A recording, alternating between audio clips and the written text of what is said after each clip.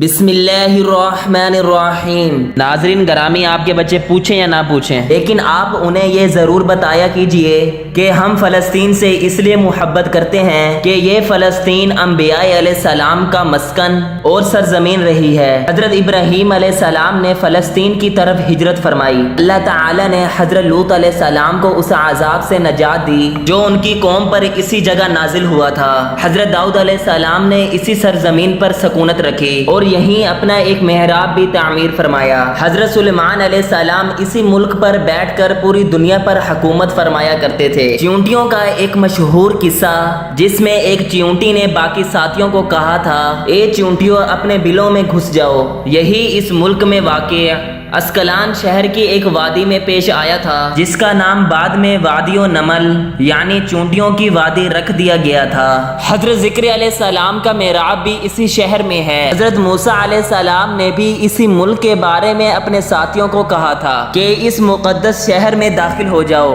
انہوں نے اس شہر کو مقدس اس لیے کہا تھا کیونکہ یہ شہر پاک ہے اور انبیاء علیہ السلام کا مسکن ہے۔ اس شہر میں کئی معجزات وقوع پذیر ہوئے، جن میں سے ایک معجزہ یہ بھی ہے کہ ایک کواری بی بی حضرت مریم علیہ السلام کے بطن سے حضرت عیسیٰ علیہ السلام کے ولادت مبارکہ ہوئی۔ حضرت عیسیٰ علیہ السلام کی قوم نے جب ان کو قتل کرنا چاہا تو اللہ تعالی نے ان کو اسی شہر سے آسمان پر اٹھا لیا تھا۔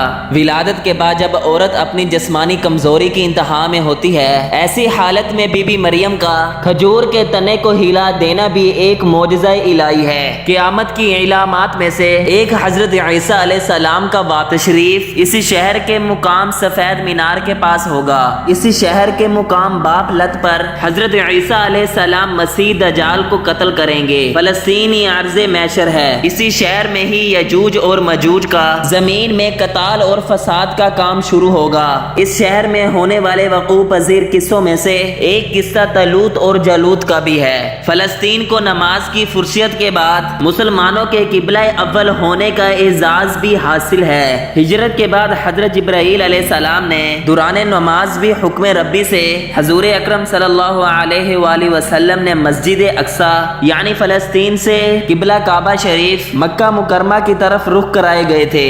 جس مسجد میں یہ واقعہ پیش آیا وہ مسجد آج بھی مسجد قبلہ تین کے نام سے مشہور ہے۔ حضور اکرم صلی اللہ علیہ وآلہ وسلم معراج کی رات آسمان پر لے جانے سے پہلے مکہ مکرمہ سے یہاں بیت المقدس تشریف لائے یعنی فلسطین لائے گئے۔ صبر عالم صلی اللہ علیہ وآلہ وسلم کی ابتدا میں انبیاء علیہ السلام نے یہاں نماز ادا فرمائی۔ اس طرح فلسطین ایک بار پھر انبیاء علیہ السلام کا مسکن بن گیا۔ حضرت ابو ذر رضی اللہ تعالی عنہ کہتے ہیں کہ میں نے حضور صلی اللہ علیہ وآلہ وسلم سے عرض کیا کہ زمین پر سب سے پہلے مسجد کون سی بنائی گئی؟ کہ آپ صلی اللہ علیہ وآلہ وسلم نے فرمایا کہ مسجد الحرام یعنی خانہ کعبہ۔ تو میں نے کہا پھر کون سی مسجد بنائی گئی؟ تو آپ صلی اللہ علیہ وآلہ وسلم نے فرمایا کہ مسجد الاقصی یعنی بیت المقدس۔ تو میں نے پھر عرض کیا کہ ان دونوں کے درمیان کتنا فاصلہ تھا؟ تو آپ صلی اللہ علیہ وآلہ وسلم نے فرمایا کہ 40 برس کا۔ تو جہاں بھی نماز کا وقت پالے تو وہاں نماز ادا کر لے،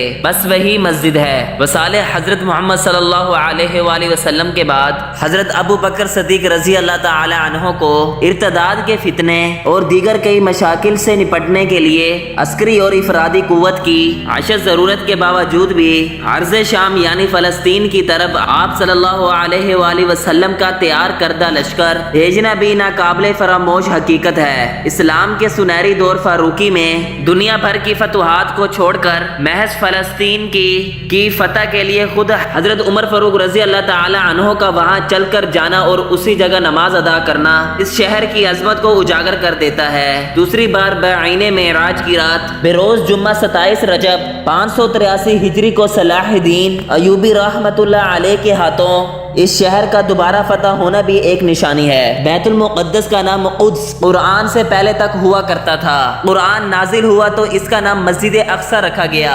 قدس اس شہر کی اس کی تقدیس کی وجہ سے ہے جو اسے دوسرے شہروں سے ممتاز کر دیتی ہے۔ اس شہر کے اصول اس رومیوں کے حسد و اسداد سے کو بچانے کے لیے 5000 زائد سے صحابہ کرام رضوان اللہ علیہ اجمعین نے جام شہادت نوش کیا اور شہادت کا باب آج تک بند نہیں ہوا۔ ہوا۔ سلسلہ ابھی تک چل رہا ہے۔ یہ شہر اسی طرح شہیدوں کا شہر ہے۔ مسجد اقصی اور بلاد شام کی اہمیت بالکل حرمین شریفین جیسی ہے۔ فلسطین کی عظمت کا اندازہ اس بات سے بھی لگایا جا سکتا ہے کہ یہاں پر پڑھی جانے والی ہر نماز کا اجر 500 گنا بڑھا کر دیا جاتا ہے۔ امید کرتا ہوں کہ آپ کو یہ معلوماتی ویڈیو اچھی لگی ہوگی۔ اگر ویڈیو اچھی لگی ہے تو ویڈیو کو لائک کریں اور دوستوں کے ساتھ ضرور شیئر کریں اور سبسکرائب کریں۔ اللہ حافظ۔